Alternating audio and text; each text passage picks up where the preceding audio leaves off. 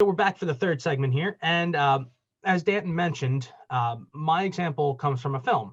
And if you couldn't see which film series was coming, you weren't clearly paying attention earlier on. We're going to be taking a look at a scene towards the end of Star Wars story, Rogue One, which is only a few years old at this point, but was prominent for being one of the first Star Wars, actually the first Star Wars film not to have a John Williams score. Written by the composer for the previous seven Star Wars movies. I'm sorry, I'm getting my timeline incorrect. But the composer for this movie was Michael Giacchino, who was the composer for The Incredibles and a whole bunch of other films as well. And this particular scene towards the end of the movie is actually dubbed the Battle of Scarif, as the rebels are trying to steal the Death Star plans. And as they're on the ground trying to transmit the plans to the rebel fleet in orbit, who's in battle with the Imperial forces above the planet, there's a battle scene going on, but a fairly tense one at that, because the music itself lends to a feeling of unease as to whether or not they're going to be able to get the plans to them in time before the rebels wind up becoming overwhelmed, because at the opening outset of the battle, the Imperials wind up sending a call out for reinforcements, specifically from Darth Vader, who, as we all know, is like the big bad of big bads in cinema. And it's a matter of time before the rebels wind up getting completely overwhelmed. And we kind of see that the music shows that. So this is going to be a space battle with the music. And not only that, but one of the coolest scenes in the movie where they disable one of the Star Destroyers and push it into another Star Destroyer to get rid of them both. Great. So we're going to go ahead and take a look at the scene with Michael Giacchino's score. And as I'll explain before I share my screen, this was an edit done by a channel called Maple Films. And what they did is they showcased a version of this scene that was reconstructed using John Williams music, one of the versions of the TIE Fighter Attack soundtrack from Episode 4. I believe they pulled the one from Episode 6, which is where the rebels destroy the Super Star Destroyer. But anyway, the point is that with this scene, they reconstructed the sound effects and changed the music. And what we're going to get a chance to see here is that Michael Giacchino's score has a completely different tone than using John Williams' score. And you could easily see both being used for the scene and fitting, but they have totally different tones. So I'm going to go ahead and showcase Michael Giacchino's version first, and then we're going to see the one with John Williams.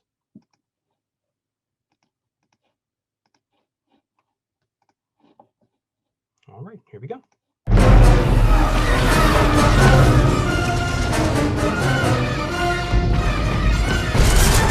Deflector shields down to 50%. We're sustaining heavy damage. There's no turning back now. We have to press the attack.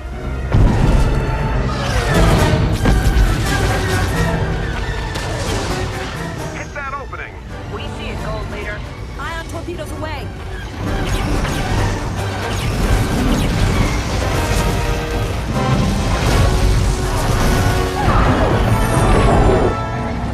What's happening? We've lost engine power, sir. That Star Destroyer's disabled. This is Rogue One calling any Alliance ships that can hear me. Is there anybody out there? This is Rogue One. Come in, over. This is Admiral Raddus, Rogue One. We hear you. We have the plans.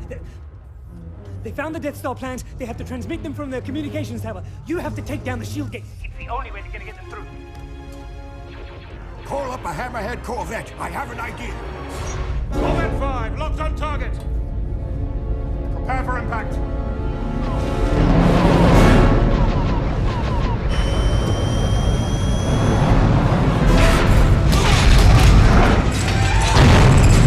Sublight thrusters, full power.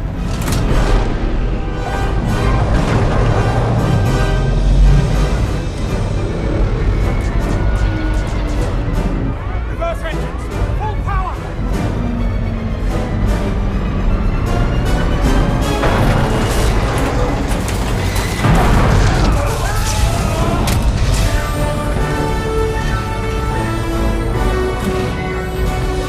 All right, I'm going to stop that right about there. So far in this first part of it, you see Michael Giacchino's score with this. And one of the things you notice is that, like, in the initial part where you're seeing the space battle take place, there's a lot of fast tracking shots and the music kind of follows along with how tense and how fraught it is. lots of fast moving string segments, more like minor diminished tonalities, basically things that are basically telling you, hey, there's things going on that are not safe for the rebels, so you should know that that's happening. And one of the things I also thought was interesting was that at the point when, after the Star Destroyer is disabled, not only do you see like little hints of victories by the rebels kind of change the tonality into major a little bit, just, you know, like, hey, this is a little victory. But as they go to ram the one Star Destroyer into the other, the music kind of backs off of the forefront and only is there to highlight the major things where the Hammerhead Corvette hits the side of the Star Destroyer and as it pushes it towards the other. So it takes a much more modern film soundtrack use of kind of affect over overall background, if you will. So, you guys ready for the one with the John Williams music? Let's go. All right. Well, let me go ahead and get this set up for the right time. And then, yeah, then we'll go ahead and check that out. All right.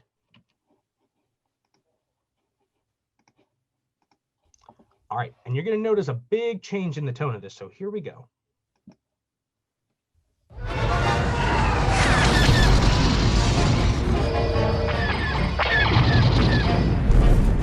Deflector shields down to 50%. We're sustaining heavy damage. There's no turning back now. We have to press the attack.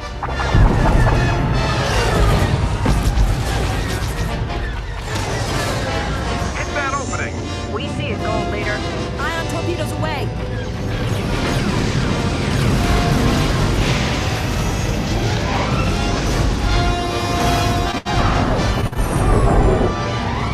What's happening? We've lost engine power, sir.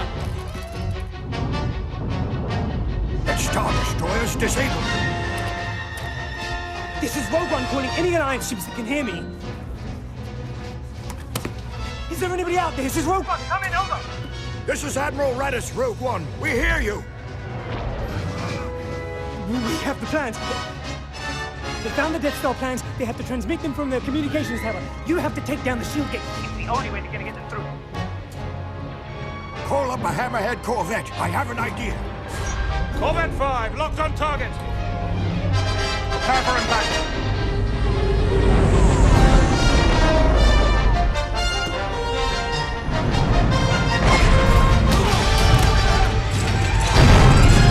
Sublight thrusters, full power!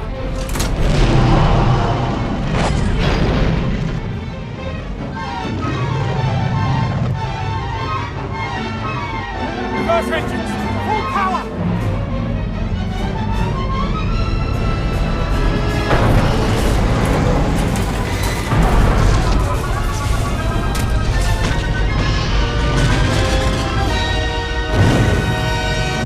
All right, and I'm going to stop that right there. So one of the first things that I noticed just seeing this is how much it kind of changes the feeling of control that the rebels actually have in their own destiny in this scene. In that when you hear the John Williams score, it kind of feels like they have much greater control than the original score would basically demonstrate, especially towards the end there. It basically feels like, you know, they're kind of in control of, you know, not being in so much danger as they're waiting for the plans to be transmitted. So it takes away the fraught feeling and kind of replaces it with this swashbuckling kind of feel to it. Yeah, it has like an almost guaranteed feel to it because they're the good guys. The good guys always win, you know? I'll refer to it as the plot armor soundtrack. Yes. Fair enough. What do you think, Dan? Yeah, it's funny, you know, it's kind of amazing how, like, since obviously Rogue One does not have a score by John Williams, but he's so well known for doing the rest of the franchise, it's kind of easy to how you could just like edit in music that he did for other movies and still like it's obviously going to sound like it's Star Wars. It's going to feel like it fits. And John Williams, as much as I honestly prefer the Giacchino score, I really like Mike Giacchino as a composer. He's one of my favorite film composers, but I will definitely admit that John Williams is a master of the leitmotif, you know, that simple little musical idea of like, here's for this character, here's for this idea, you know, and Star Wars is a perfect example of that. You have leitmotifs for almost everything, the Rebel Alliance, the Imperial Army, you know, for the Force, you know, for certain characters, you know, Princess Leia has a theme. And they're all iconic. And they're all iconic, and they're all easily recognizable by someone who by anyone who has no background in music composition whatsoever or music at all whatsoever. You could tell right away, oh, that's the Force. That's okay, Darth Vader's coming on the screen. A man can write a melody. And a good one at that. And Oh, he I can don't know. use it very effectively in his score, so it's kind of cool hearing like the little Rebel Alliance motif getting sprinkled in so much during that scene. Like, yeah, John Williams could have easily written a score for this movie and it would have fit perfectly. And I guess it's kind of a given since he's like the Star Wars guy. Yeah. But it is cool to see it edited and actually put into action. So it is definitely fun to make that comparison and see how two very different composers of very different, I guess, upbringings would treat the same scene. So, do we have any commentary by Williams on the score for Rogue One? No, I don't believe so. I've never really seen any commentary on it. That doesn't mean by any means it doesn't exist. I just never had any reason to look it up because he had no involvement with the score. He did have involvement with one of the other Star Wars stories. He had involvement with Solo and actually wrote the theme for Han Solo in that movie, which is pretty cool. But he didn't write the score for Solo, or did someone else? He did a little bit, but the main composer was John Powell, who was the composer for How to Train Your Dragon. Oh, okay. I've never seen Solo. That's the only Star Wars movie I haven't seen. Yeah, it's a good one. It is. I'm sure I'd like again, it's a little bit different, in comparison to the main trilogy movies, but you can definitely hear his influence over the themes he writes. And you're right about that because he's written the music for the majority of Star Wars movies. His music is invariably tied to it in that you can map it onto it when it was written by somebody else, and it would still feel like it would fit because of the universe itself. They're kind of variably intertwined. But I just like the fact that like the music can change your perception of what the actual stakes are in a scene so drastically that it kind of takes the tension out of the scene a little bit. Yeah, definitely. All right. And it also goes to show just how powerful music is as a storytelling tool. That's also in a multimedia setting. When I was doing my research for my senior thesis on, video game pieces, there was a lot of talk with my professor comparing game scores to film scores, and at the same time I was preparing my thesis, my professor was preparing like a film music class for non-music majors as an elective, and he actually had me kind of throw my hands in the fire a bit and like jump in on some research with him, and we got to collaborate on a little project, and I got to sit in on a couple of his classes, and he had this one really powerful lecture that he does like that famous bicycle scene out of The Shining. Like with the two little kids or whatever from that horror movie. But he found a version of it that doesn't have the score, where it's just what you see. And seeing that scene that is so known to be like terrifying and horrible without music just makes it into an absolute joke. You just see this little girl riding around a hallway on a bicycle and you don't really think anything of it, but it's because of the music in that scene that it makes that whole scene feel as tense and dark as it is. So and the same thing is shown here in your Star Wars example where, so here's Exhibit A by Composer A and here's Exhibit B by Composer B. We literally watch the same 2 minutes of footage, but you can get so many different evocations of tone and emotion based on what you're hearing in the background score. And I think that's really, really powerful. And that could be a really, it's really cool that we tie Joe into this because it's a really powerful literary tool. And I think it's a really nice kind of matrimony of music and literature and how they both can go hand in hand so well to tell a story. I think that's what we tried to accomplish here today by looking at some of these examples. So, those of you that are watching and supporting the channel, as always, thank you so much. Big thanks to Joe Adamski for coming on the show and sharing his insights and giving us this idea to talk about this bit on pieces. So we'll have to have him back on to talk about more examples of things absolutely. like this. And, eventually create some kind of nice little database for teachers out there to tap into if you want to get to know more of this content, especially a lot of our followers, fellow music teachers that might not know a lot of this stuff as well. It could be a really cool resource for you to use, and that's what we want to. That's part of our aim with this channel, is to create an abundance of useful resources and tools for teachers and for students, and just your everyday music consumer to enjoy and appreciate. Never stop learning. Correct. Exactly. I cannot overstate that enough. Well, I want to thank everybody for watching, and we will see you all on the next Teacher Talk with Doc Rocker. Have a good one. Bye.